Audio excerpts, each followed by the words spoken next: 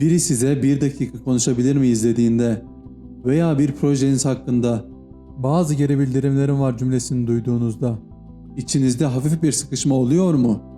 Kalbiniz biraz daha hızlı atmaya, belki avuçlarınız terlemeye başlıyor mu?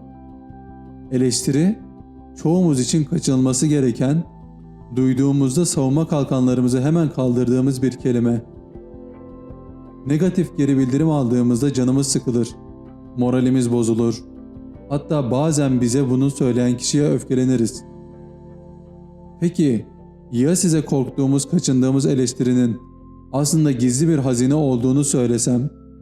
Ya en sert sözlerin içinde bile bizi zirveye taşıyacak bir hediye saklıysa?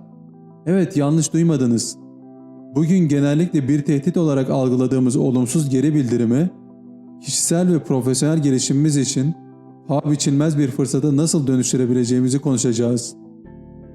O savunma duvarlarını yıkıp, eleştirinin içindeki o değerli hediyeyi nasıl açacağımızı keşfedeceğiz. Çünkü gerçek şu ki, geri bildirimden kaçmak aslında kendimizi geliştirmekten kaçmaktır.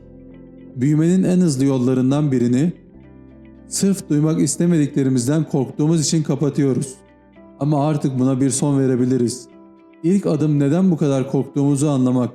Neden eleştiri bizi bu kadar rahatsız ediyor? Çoğu zaman egomuz devrededir. Kusursuz görünme arzumuz, hata yapma korkumuz, reddedilme endişemiz. Tüm bunlar dışarıdan gelen ve yeterince iyi olmadığımızı ima eden her türlü yoruma karşı bizi aşırı hassas hale getirir. Haksız veya kırıcı bir şekilde eleştirildiysek, gelecekteki tüm geri bildirimlere karşı gardımızı alırız. Ama madalyonun bir de diğer yüzü var. Gelin geri bildirimin neden bir hediye olduğuna bakalım. Birincisi, kör noktalarımızı aydınlatır. Kendimizi ne kadar iyi tanıdığımızı düşünürsek düşünelim, görmediğimiz, farkında olmadığımız yönlerimiz vardır. Dışarıdan gelen bir göz, bizim fark etmediğimiz bir hatayı, geliştirilebilecek bir alanı veya yanlış bir algıyı bize gösterebilir. Bu, navigasyon cihazımızın rotamızın güncellemesi gibi bir şeydir. Hedefe daha doğru gitmemizi sağlar. İkincisi, gelişim için somut veriler sunar. Özellikle yapıcı eleştiri. Neyi daha iyi yapabileceğimiz konusunda bize yol haritası çizer. Sunumum biraz dağınıktı demek yerine sunumun giriş bölümü daha dikkat çekici olabilir ve ana argümanlarını destekleyen daha fazla veri ekleyebilirsin gibi spesifik bir geri bildirim. Tam olarak neye odaklanmamız gerektiğini gösterir. Üçüncüsü, bizi daha dayanıklı kılar. Geri bildirim almayı ve onu objektif bir şekilde değerlendirmeyi öğrendikçe duygusal direncimiz artar. Her eleştiride yıkılmak yerine onu bir öğrenme aracı olarak görmeye başlarız. Bu kaslarımızı çalıştırmak gibidir. Başlangıçta zorlar ama zamanla güçleniriz. Peki bu hediyeyi nasıl kabul edeceğiz? Yani eleştiri yapıcı değil de yıkıcı olduğunda. İşte birkaç strateji. İlk tepkinizi yönetin. Derin bir nefes alın. Hemen savunmaya geçmeyin ve öfkelenmeyin.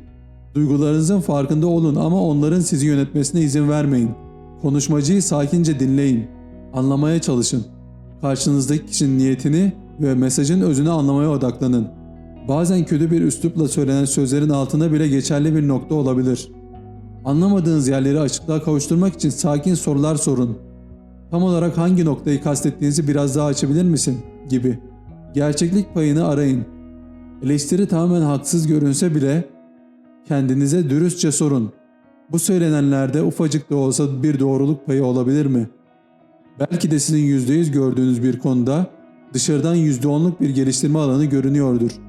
Geri bildirim için teşekkür etmek, size katılmasanız bile karşınızdaki kişinin zaman ayırıp düşüncesini paylaştığını takdir ettiğinizi gösterir.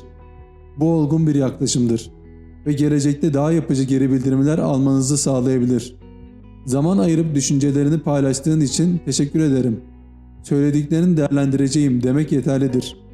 Her geri bildirimi uygulamak zorunda değilsiniz. Gelen bilgiyi alın, objektif bir şekilde değerlendirin. Kendi değerlerinizle ve hedeflerinizle karşılaştırın ve hangi adımları atacağınıza siz karar verin. Unutmayın, bu bir gelişim zihniyeti meselesidir. Yeteneklerimizin ve zekamızın sabit olduğuna inanırsak, her eleştiriyi kişisel bir saldırı olarak algılarız. Ama çaba ve öğrenmeyle gelişebileceğimize inanırsak, her geri bildirimi daha iyi olmak için bir fırsat olarak görürüz. Evet, eleştiri duymak anlık olarak rahatsız edici olabilir. Ama o ilk rahatsızlık hissinin ötesine geçip baktığımızda içinde paha biçilmez dersler, gelişim fırsatları ve bize hedeflerimize daha hızlı ulaştıracak bilgiler bulabiliriz. Savunma kalkanlarınızı indirin. Meraklı bir öğrenci gibi dinleyin ve size sunulan bu hediyeyi kabul edin. Filtreleyin, değerlendirin ve kullanın. Artık eleştiriden korkmayın. Onu aktif olarak arayın. Güvendiğiniz insanlardan, mentorlarınızdan geri bildirim isteyin. Çünkü gerçek ilerleme, konfor alanımızın hemen dışında. Duymaktan biraz çekindiğimiz ama aslında en çok ihtiyaç duyduğumuz o geri bildirimde saklıdır. Eleştiriyi bir saldırı değil, gelişiminize yapılan bir yatırım olarak görmeye başladığınızda, potansiyelinizin sınırlarını ne kadar zorlayabileceğinize şaşıracaksınız. O hazineyi keşfetmeye hazır mısınız?